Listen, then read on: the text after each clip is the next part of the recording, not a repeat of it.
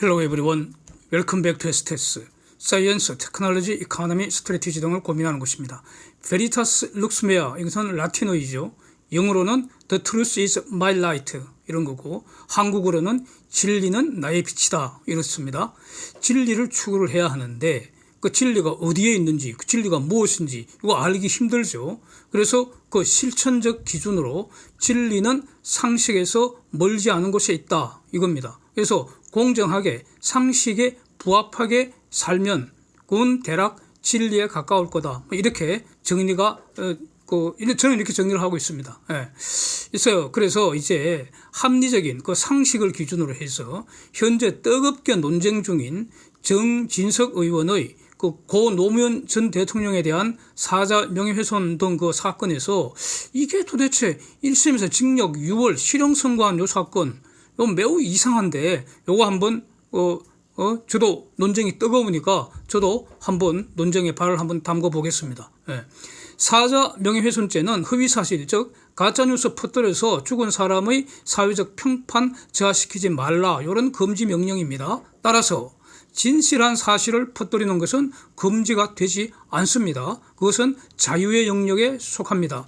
보도를 종합하면은 사진과 같은 정진석의 글 중에서 나머지는 전부 사실 또는 의견을 표현한 것에 불과하기 때문에 사자 명예훼손죄 요건인 허위 사실과는 아무런 관련이 없는 것들이고요. 허위 사실인지 진실한 사실인지 이제 증명이 필요한 부분은 두 개 있는 것 같습니다. 1. 노무현과 권양숙이 부부싸움 했는지 여부. 2. 부부싸움한 권양숙이 가출을 했는지 여부. 이 두 가지 아닙니까? 이거는 정진석을 공격하는 사자 명예훼손죄 핵심 구성 요건 사실이기 때문에 둘 다 검사가 증명을 해야 하고요. 그 이유는 헌법과 법률의 무죄 추정 원칙 때문입니다. 정진석은 무죄로 추정되기 때문에 정진석을 처벌하려면은 노무현과 권양숙이 부부싸움 하지도 않았고 권양숙이 가출하지도 않았다는 사실을 검사가 합리적 오심 없이 증명을 해야 하는 겁니다. 증명하는 방법이 뭐겠습니까? 부부싸움은 부부가 둘이 하는 거 아닙니까? 그런데 싸움질한 일방인 노무현은 자살하고 없잖아요. 그러니까 살아있는 권양숙을 조사할 수밖에 없습니다. 의심스러우면 피고인의 이익, 즉 정진석에게 이익되는 결론을 내야 하기 때문에 부부싸움 안 했다, 가출도 안 했다, 이걸 의심 여지 없이 검사가 증명을 못하면 정진석에게 유리하게 즉 무죄 판결해라. 이게 바로 헌법상 무죄 추정 원칙의 취지이고요. 이게 바로 법을 발견하는 원리이고 이게 판사가 따라야 하는 길입니다. 판사에게 이렇게 재판하라고 우리가 그 판사를 머슴으로 고용을 한 거 아닙니까? 그런데 이미 그 당시에 저런 소문이 파다하지 않았습니까? 정진석 입장에서 본다면은 당시 박원순이가 근거 없이 이명박 대통령이 노무현 대통령을 최대 정치 보복했다고 그렇게 주장을 했으니까 아니 정진석은 이명박 대통령을 모셨던 그런 입장에 있었으니까 오히려 박원순의 저 말이 오히려 가짜뉴스라고 생각할 수도 있지 않습니까? 그러니까 그 당시에 그 소문을 인용해서 항변한 것이다. 이렇게 지금 정진석이 지금 말하고 있잖아요. 이 항변이 저는 상당히 설득력이 있어 보인다 이겁니다. 그래서 판사는 부부싸움과 가출이 가짜뉴스라는 것이 의심의 여지 없을 정도로 증명이 되었는지 요거를 확인을 해야 되고요. 그게 판결 이후에 나와야 될 거 아닙니까? 그리고 나서 판단을 해야죠. 가짜뉴스 퍼뜨린 정진석 징역 6월로 벌하는 것이 법이다. 이렇게 하는 게 그게 판결 아닙니까? 그런데 이렇게 해야 되는데 이번 판결에서는 저게 가짜뉴스인지 진짜뉴스인지 여기에 대한 언급이 없는 것 같다는 겁니다. 이거 없는 것 같다는 겁니다. 그래서 사진에 그 세계일보 보도 내용 제가 붉은 사각바스 해놓은 거 보십시오. 검사가 입증한 사실이 없는 것 같다. 이렇게 지금 보도가 되고 있습니다. 그래서 제가 이걸 판결문을 직접 보고서 이걸 이제 하려고 검색을 했습니다. 모든 국민은 대법원 사이트에서 실시간 판례 검색할 수 있습니다. 왜 이렇게 합니까? 이건 대법원의 책무입니다. 이거 공개해야 됩니다. 왜냐하면 공개 재판이 헌법 원칙이고요. 재판 내용에 대해서 주권자가 판사 머슴들이 제대로 판단하는지 통제를 해야 될 거 아닙니까? 우리가 주인인데. 예. 그 다음에 궁금하다고요. 알 권리. 예. 이런 걸 위해서 당연히 판례를 공개를 해야 합니다. 그래서 이거 할 책임이 이제 무슨 기관인 대부분에게 있는 것이고요. 이거 제대로 안 하면은 대부분을 문책을 해야 하는 것이죠. 이게 주인이 할 일이죠. 그래서 제가 이 판결문을 직접 읽어보려고 여러 방법으로 검색을 했습니다. 근데 사진처럼 열람이 안 돼요. 그래서 주권자인 제 입장은 저 모섬들이 일하는 태도가 지금 매우 불쾌하다 이겁니다. 내가 보고 싶은 것은 막아버리고 안 보여주고 말이죠. 저 대부분 모섬들이 보여주고 싶은 것만 보여주고 그러면 안 되잖아요. 근데 지금 이렇게 하고 있는 거 아닙니까?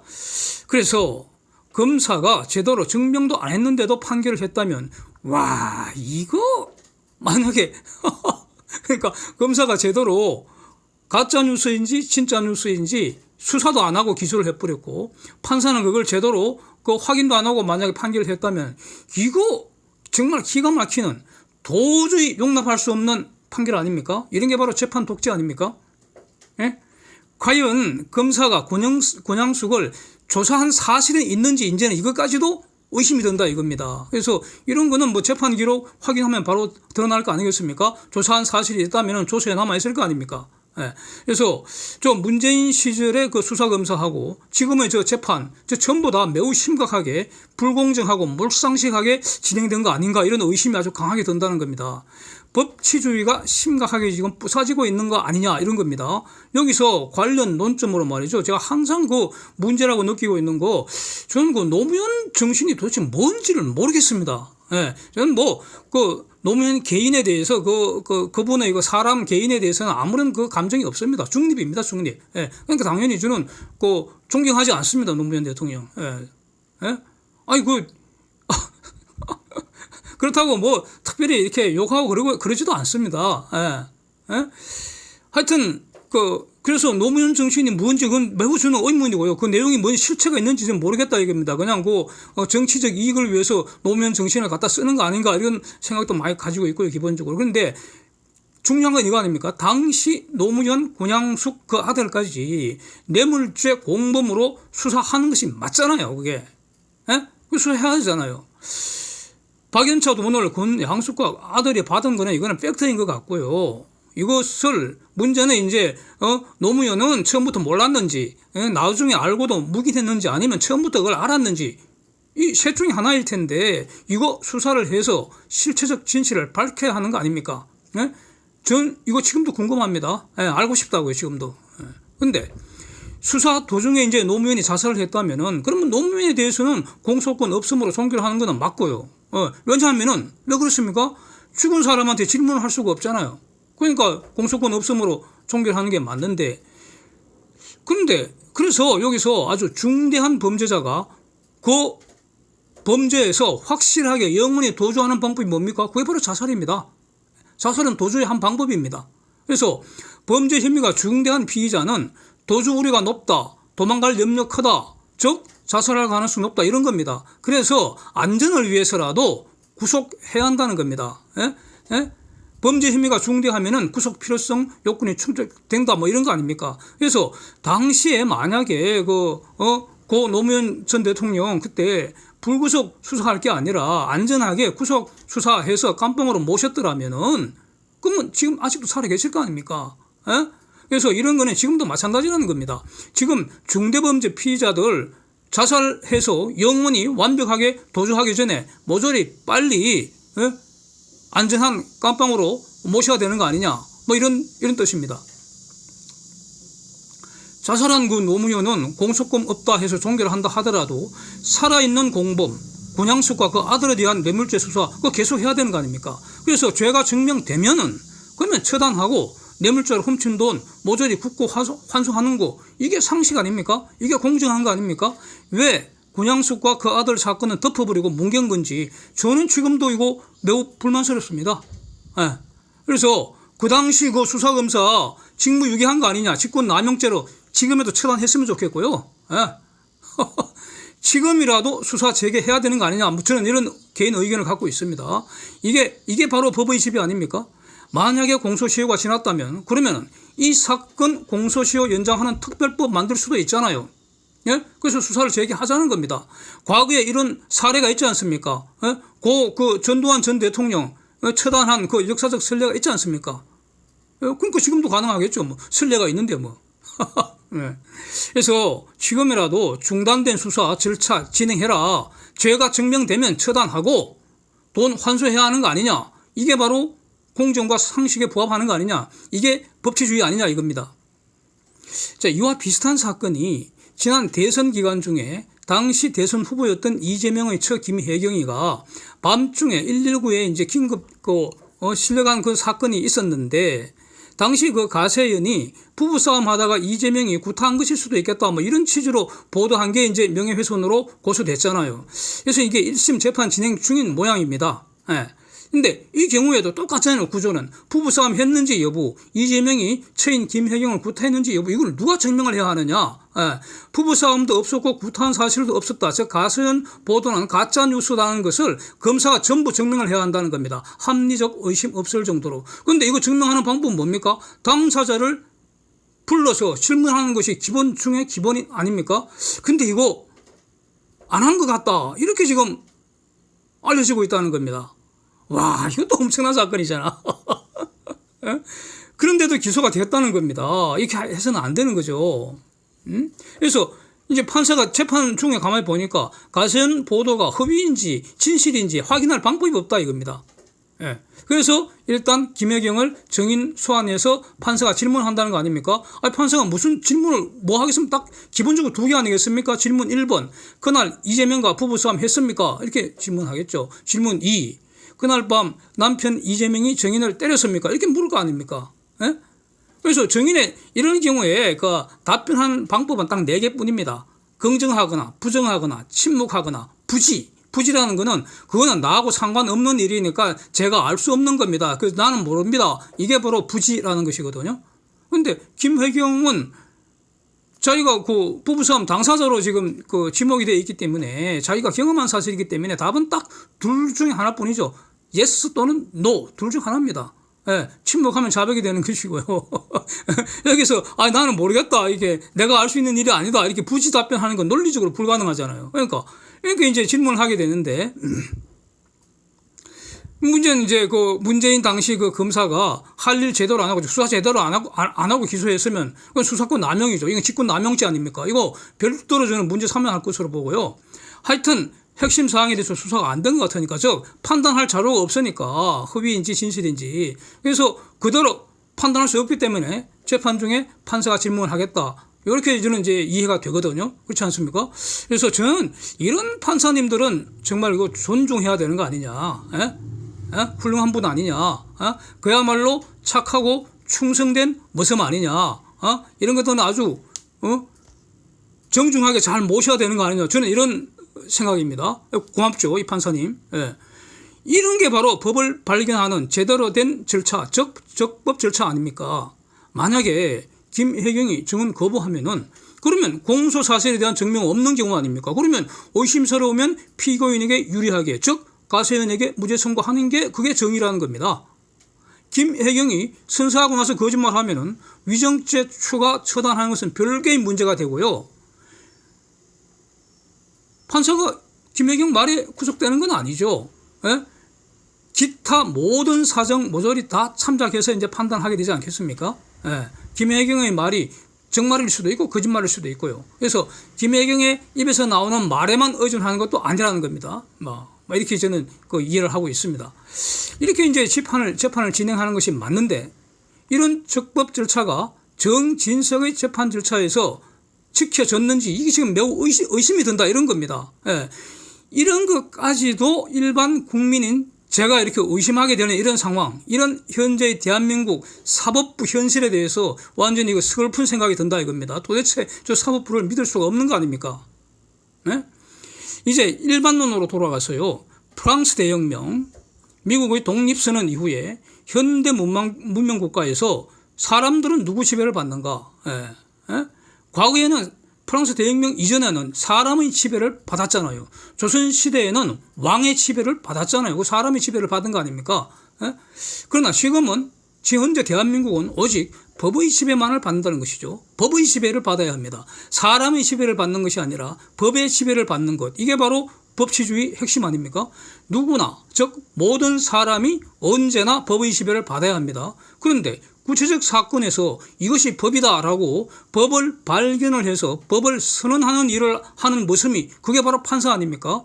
그래서 그 판사의 재판권도 주권자인 국민에게서 나오는 것이고요. 주인의 그 권한을 믿고 맡긴 것에 불과하기 때문에 그래서 주인이 맡겼다면은 모습이 제대로 못하면 언제든지 그 재판권 회수할 수 있는 거 아닙니까? 여기서 이제 문제되는 게 모든 인간은 부패하고 사악한 본성을 다 갖고 있다는 거죠. 로마서 3장 10절에서 하나님이 선언하시기를 의인은 없다. 한 놈도 없다고 했습니다. No one is good. Not even one. 이렇게 말씀하셨습니다. 이걸 해석하면은 모두가 죄인이다 이런 뜻이죠. All people are sinners. 이렇습니다. 이게 이제 하나님의 선언이니까 이거는 100% 맞는 말이겠죠. 그래서 이제 판사도 인간이니까 판사도 부패하고 사악한 본성을 다소간에 다 가지고 있다는 겁니다. 이와 관련해서 그 기사 한번 보시면은 저는 뭐 저런 기사 이렇게 제목만 턱 보고 이렇게 보여지니까 쭉 기사 검색하다가 기사를 주르륵 검색하니까요.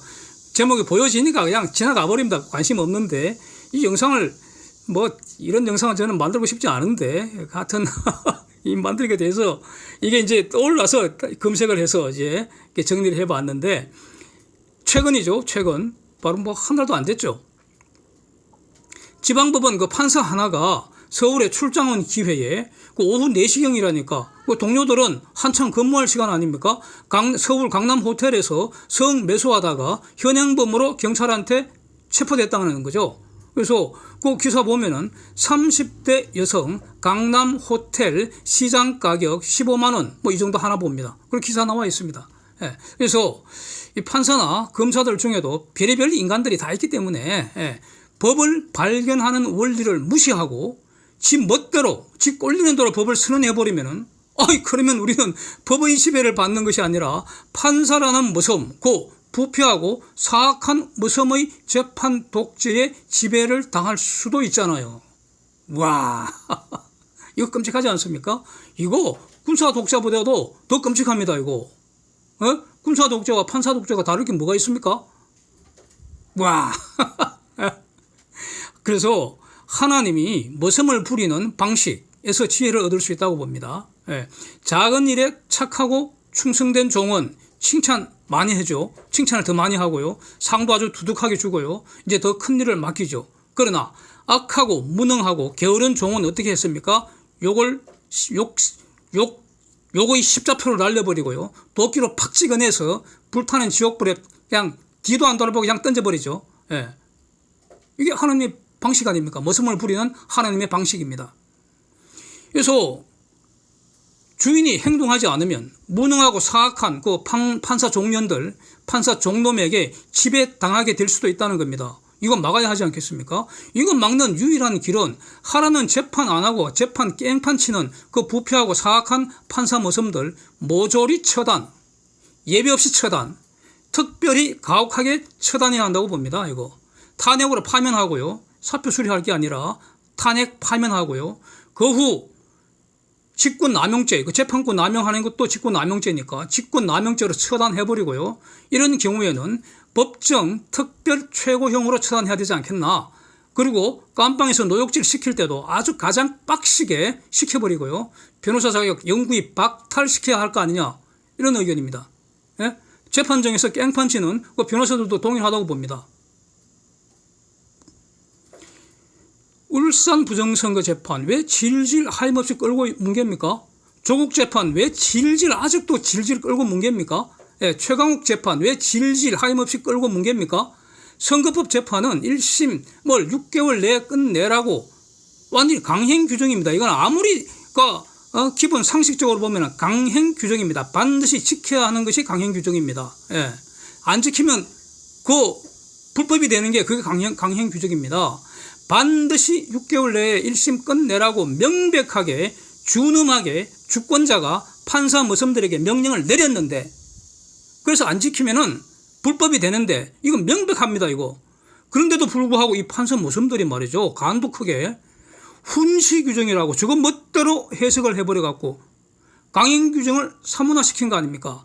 판사 모섬들이 저거 멋대로 강행법규를 임의법규로 개정해버린 거 아닙니까? 이거 완전히 깽판 아닙니까? 이게 바로 깽판 아닙니까? 삼권 분립 위반이고 입법권을 침해하는 역적질 아닙니까 이거? 와 아닙니까?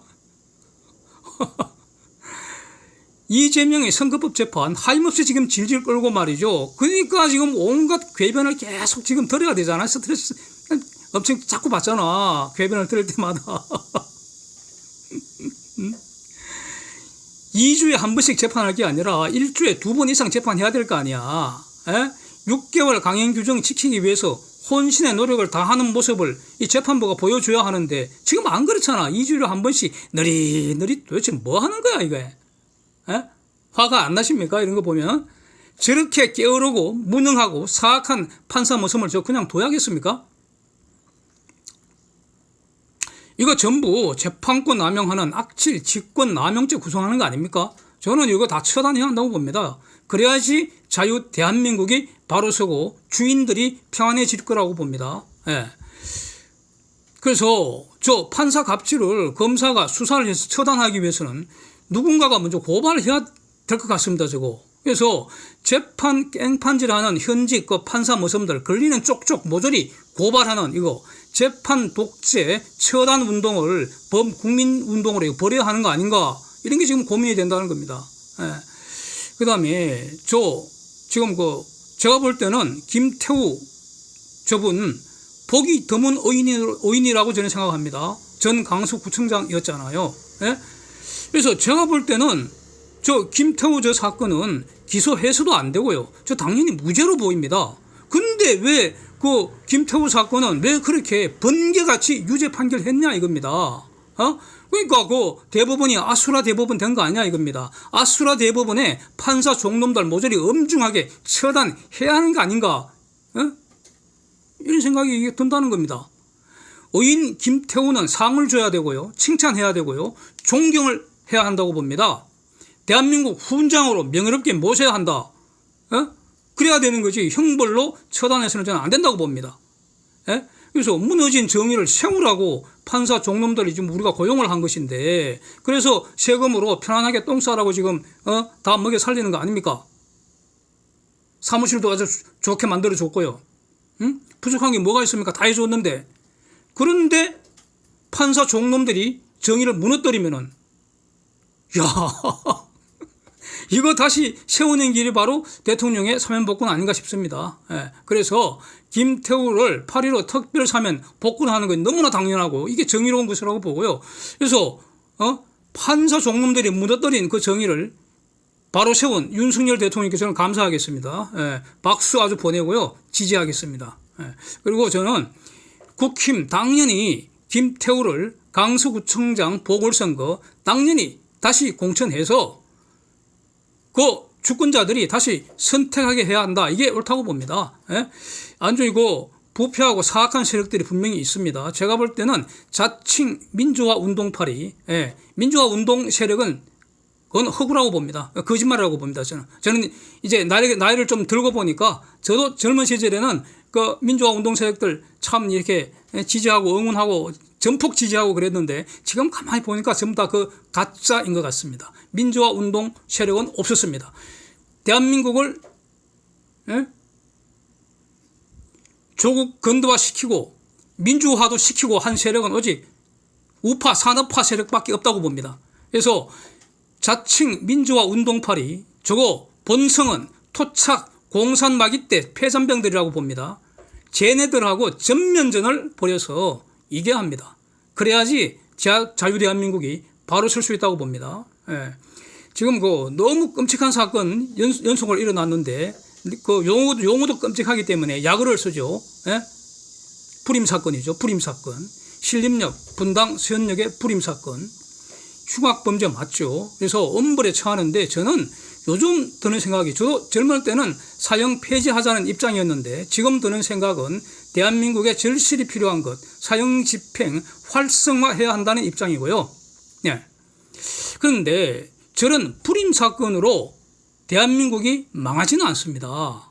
그러나 판사 모섬, 검사 모섬들이 깽판을 치면은 헌법과 국민에게 충성하는 것이 아니고 저거 패거리에게 충성을 한다면은 이게 한두 명이 아니고 저것끼리 우르르 몰려다니면서 우리법 동무 해서 하면서 무더기로 지속적으로 이 깽판을 치면은 이런 것들이 바로 반국가 세력 아니겠습니까? 이거 저는 그렇게 보입니다. 이거 이게 이런 것들이 바로 자유 대한민국을 안에서부터 서서히 해체시키는 아주 심각한 대적 죄 사건 아니겠습니까?